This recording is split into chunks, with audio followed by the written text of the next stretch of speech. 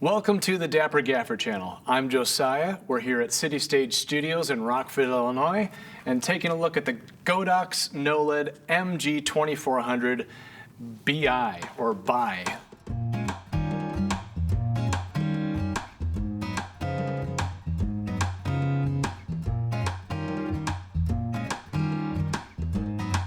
So this is a bicolor LED fixture that punches about the same as a 4,000 watt HMI fixture. This is pretty exciting territory to get into. Obviously that's a lot of firepower on tap, but it's less wattage pull than a 4,000 watt HMI, and it's adjustable color temperature wise, so we don't have to gel it. So Godox sent us this light and as a loan. It's part of their loaner inventory. We don't get to keep it, but we did get a chance to take it out on some actual productions, put it through its paces a little bit, and today we're just going to talk about how we found it played out in those scenarios. So one question you might be asking yourself if you're not used to using fixtures with this kind of output is it really necessary to have a fixture that bright when we have cameras with 87,000 ISO and whatever?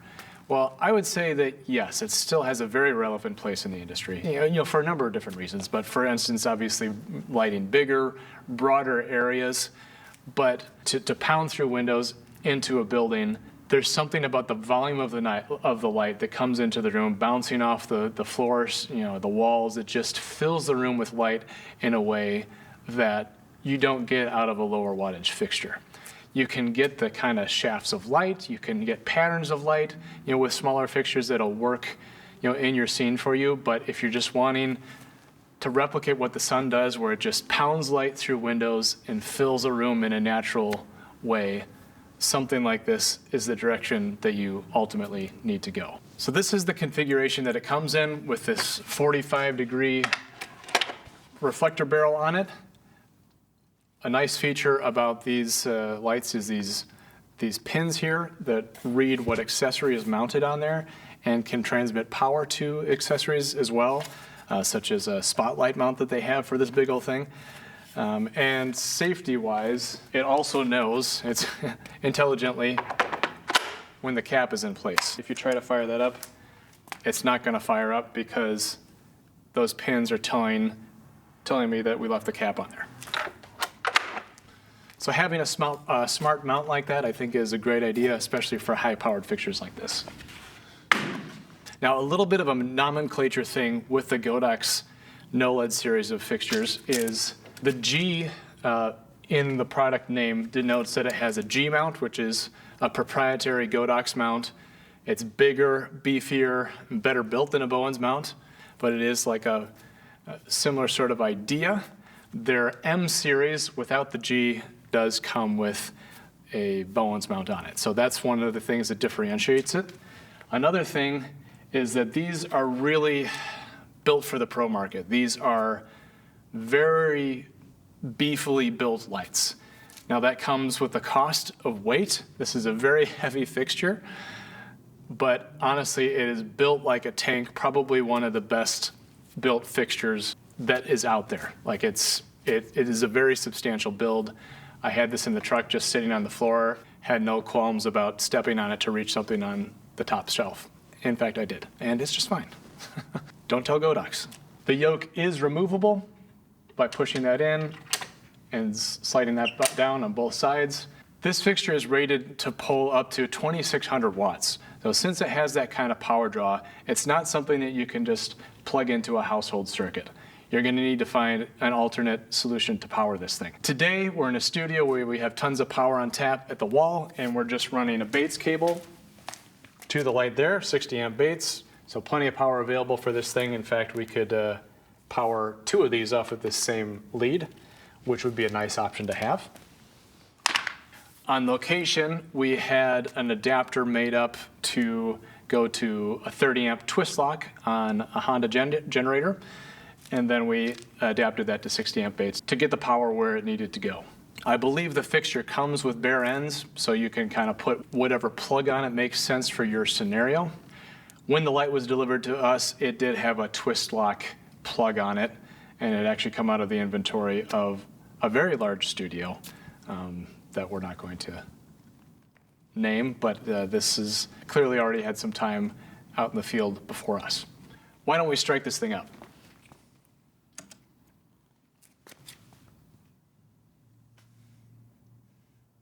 A little bit of a startup time to it. There it goes. That's at 100%. Don't know how well that reads on camera, but this thing is very bright. Shooting it against that black wall back there, you get an idea for the kind of output that this thing has. We didn't use it much without the Fresnel on it, but the reflector is about what you would expect for that sort of form factor. Pushes out a lot of light efficiently, is a lightweight design, but it's not quite as nice a field of light as you'll get out of Fresnel.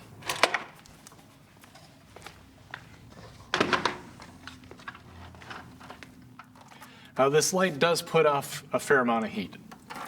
Be mindful of that. You notice that the fins on this G mount are different sizes. This one is thicker, so you can't mount it the wrong way. Those locating pins are always going to line up and convey whatever data they need to convey.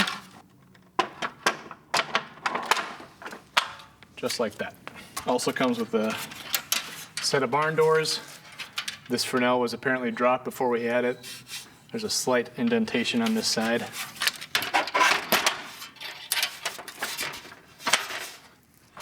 So that I can screw down on there. Rotatable. All sorts of safety chains available. You can hook the Barndoors to the Fresnel. You can also hook the Fresnel to the light if you wanted to. Focusable, like this.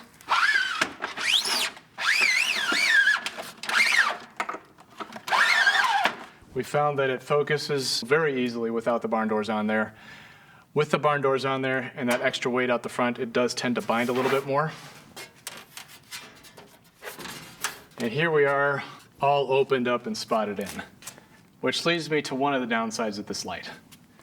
Not only is it heavy, but the weight of this light is not even close to being centered over the stand, which does limit how you can fly this light, because you're putting extra stress on the stand or whatever you're mounting it to. That's something in general I wish we could get away from with these modular lighting systems, or something that would help us counterbalance these massive modifiers on there. But this is a whole lot of weight off the front of this fixture.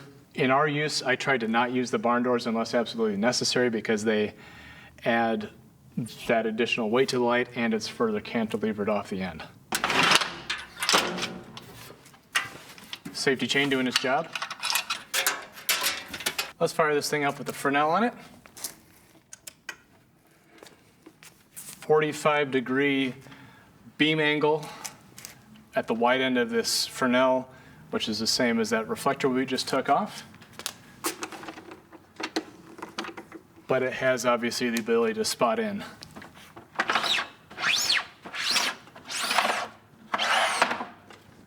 To 15 degrees. Nice, punchy beam of light. And overall, it just has a much nicer field of light, casts better shadows with this Fresnel than it does from that reflector unit. Dial this down in intensity a bit. How about down to 0.1%? So you can see the Fresnel there. It's got this metal grate on here to protect the lens, keep that from shattering and going everywhere. So positive things about this light. It's really cool that we have something that punches like a 4K HMI, but it's bicolor, dimmable. Can't dim HMIs, not really. Also has built-in CRMX, DMX in and out, a LAN connection, all the connections that you would want to work into a professional control environment. And it's IP54 rated, which means we can leave it out in the weather. Not quite as well sealed as 65, but for most instances, you're going to be just fine leaving this thing out in the rain. And the thing is built like a tank. Like, I feel like this is something you can really beat up. You can leave it on the head cart jostling around in a truck for years, It's built to take some serious abuse. And I think that's really what they're going after with this MG series, is that abusive kind of rental market. Great beam of light from this Fresnel. The Fresnel does a nice job of taming that output and making it nice and usable. The Barndoors work pretty well, although they don't actually cut the entire width of the light, I noticed. Nice clean design with solid connections and cables, easy to use, good grab handle on there. It's something I've been looking forward to a long time, is having an LED that gets past that 20 amp circuit and gets us into some real power range. And that's what this light is doing. And they're even pushing the envelope further with their MG6K that's out now that pulls about 4,300 watts. And I'm excited to see more of these things out in the field. So lots of great things going on with this fixture, but there's two primary negatives about it in my mind. The first is, while this is a bicolor light, it has no control over green magenta shift. And secondly, the weight. It is very heavy. Why does green magenta shift matter? If you're looking at a light like this, you probably know why it matters. But the beauty of going to a bicolor fixture like this, in the LED world, aside from being more efficient and such, is that we don't have to use gels. But without shift on the green magenta scale, you might find yourself still needing to use gels on this thing. That could be to correct for tint in the glass of windows. It could be just to match whatever ambient light is going on, any number of different reasons for a particular feel. But another thing, and unfortunately with this fixture, it already has a noticeable magenta shift. And I did read that at about a 0.5 shift to the magenta. So without the ability to adjust that, you're just kind of stuck with that shift. And I imagine, as with other LEDs, as they age over time, they do tend to shift a little bit one way or the other on that green magenta scale, and you have no way to correct for it. However, they're taking steps to correct that. So there is also an MG2400R, which is a full color version of this fixture. And if I were to buy one over the other, I would definitely go for that. You do lose a little bit of output packing those extra chips in there, but in my opinion, it's more important to have that control than the 20 to 30% extra output that you get out of a bicolor unit without the green magenta shift. However, the new MG6K does have green magenta shift while not being a full color fixture. So I do think that they, as a company, are making a move to correct that. This was the first fixture to go beyond the 20 amp circuit, which I believe was released at NAB 2024. So they do have some new developments with their MG series lights that I think are headed in the right direction. On the topic of weight, just to put it in perspective, if you're used to working with an M40, for instance, this unit, without the Fresnel, is about the same weight as an M40. However, you put this thing on here, that adds another 22 pounds for it. This fixture weighs in at about 70 pounds. Now that's an unwieldy amount of weight for one person to handle. Without the Fresnel on it, you can mount this light yourself. It's maybe not a particularly fun thing to do, but it can be done. With the Fresnel on it, it's definitely a two-man operation.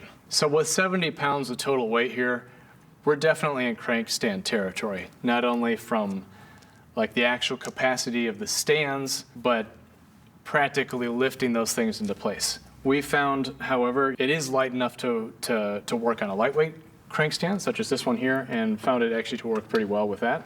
So this is an easy way to get it around. We put wheels on it. Actually had some outdoor wheels on it where we were working. Today we've just got some studio wheels.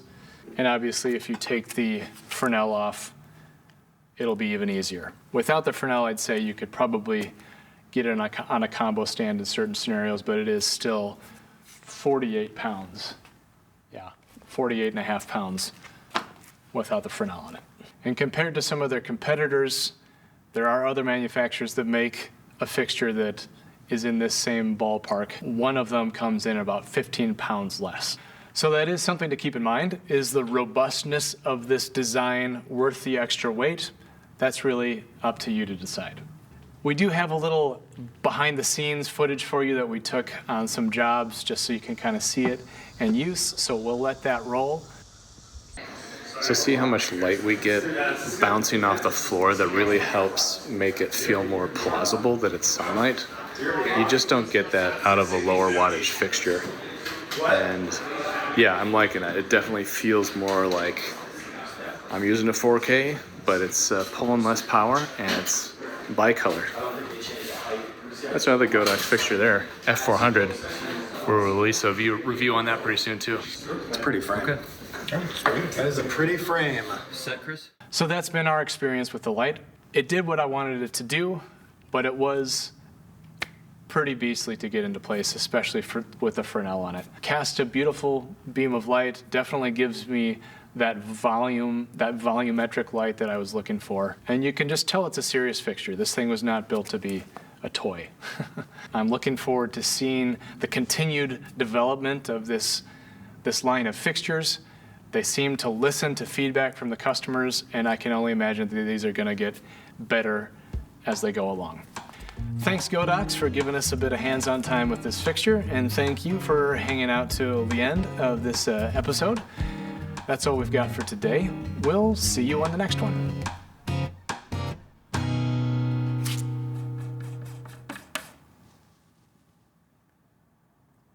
That thing puts out some serious heat. You could definitely fry an egg on this. You might even get a tan. Unlikely. I gotta keep my bounce card complexion.